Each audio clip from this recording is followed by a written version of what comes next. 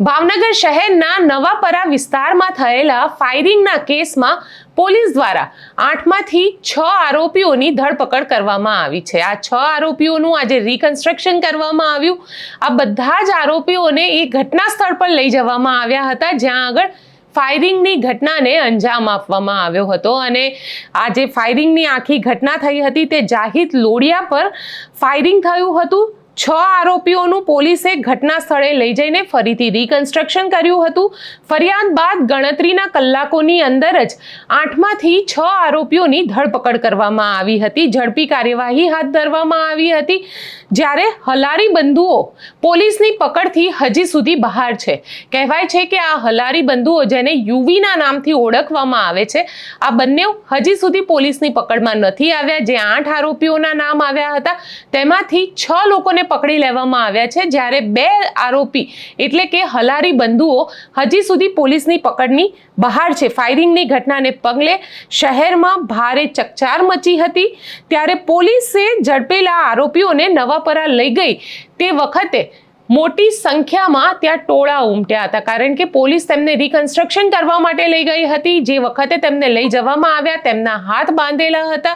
જ્યારે તેઓ ત્યાં આગળ પહોંચ્યા ત્યારે લોકો પણ તેમને જોવા માટે જે આરોપીઓ છે તેમને જોવા માટે ત્યાં ઉમટ્યા હતા। ભાવનગરના નવાપરા વિસ્તારમાં ફાયરિંગની આ ઘટના 22મી માર્ચે સવારના સમયે કારણ કે ઈદનો તહેવાર હતો અને 22મી માર્ચે સવારના સમયે 4:30 આ ઘટના થઈ હતી જે નવાપરાના ગ્રીન કોમ્પ્લેક્સમાં રહેતા જાહિદ લોડિયા પર 2 રાઉન્ડ રિવોલ્વરથી ફાયરિંગ કરવામાં આવ્યું હતું। શહેરમાં ચકચાર મચી ગઈ હતી કારણ કે ભાવનગર શહેરમાં આ પ્રકારે ફાયરિંગની ઘટના આમ થતી નથી પરંતુ આ ઘટના થવાના કારણે કારણ કે ઈદનો તહેવાર હતો ખૂબ મોટી સંખ્યામાં સવારના સમયે ત્યાં આગળ લોકો પણ જે છે તે જાગેલા હતા અને એ જ વખતે આ ફાયરિંગની ઘટના થઈ એટલે ક્યાંક ને ક્યાંક ચકચાર મચી ગઈ હતી અને પોલીસ નીલમબાગ પોલીસ મથકમાં આની કમ્પ્લેન રજીસ્ટર કરવામાં આવી હતી। 8 લોકોની વિરુદ્ધમાં આ ફરિયાદ કરવામાં આવી હતી।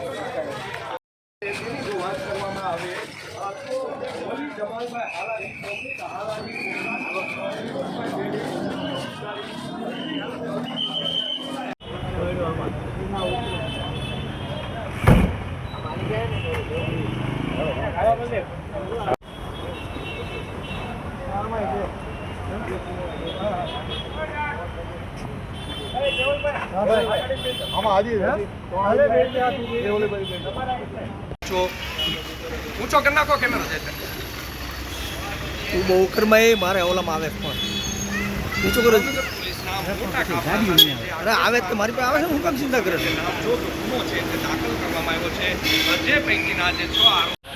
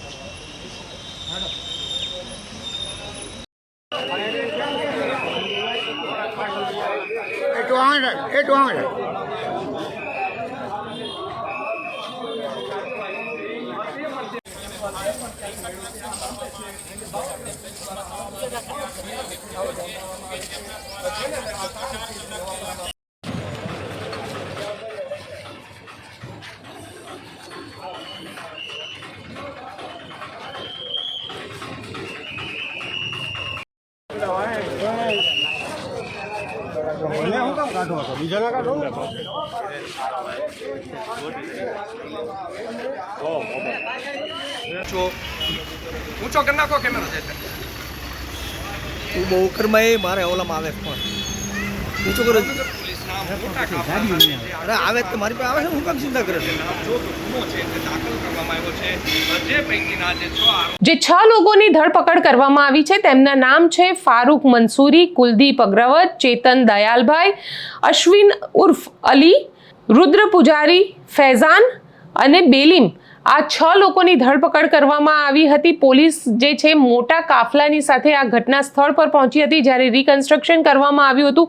આરોપીઓને ત્યાં આગળ લાવવામાં આવ્યા હતા. તેમના હાથ દોરડાથી બાંધીને તેમને ઘટના સ્થળ પર લઈ જવામાં આવ્યા હતા. એટલે ક્યાંક જે લોકોમાં જે હલારી બંધુઓને લઈને ડર હતો તે ડર અહીંયા આગળ તોડવાનો પોલીસ દ્વારા પ્રયત્ન કરવામાં આવ્યો, કારણ કે જે રીતે આ આખી ફાયરિંગની ઘટનાને અંજામ આપવામાં આવ્યો હતો, હલારી બંધુ તો હજી સુધી પોલીસની પકડથી બહાર છે, પરંતુ જે 6 આરોપીઓ પકડાયા છે તેમનું રિકન્સ્ટ્રક્શન કરીને પોલીસ ઘટના સ્થળ ઉપર લઈ જઈ તેમને ક્યાંક ને ક્યાંક લોકોને એક વિશ્વાસ આપવાનો પ્રયત્ન કરી રહી હતી કે બધું જ સરખું થઈ જશે. આપ શું માનો છો? મને કોમેન્ટ બોક્સમાં ચોક્કસથી લખીને જણાવજો અને અમારી ચેનલ નિર્ભય ન્યૂઝને લાઇક, શેર અને સબસ્ક્રાઇબ કરવાનું ભૂલશો નહીં. આભાર.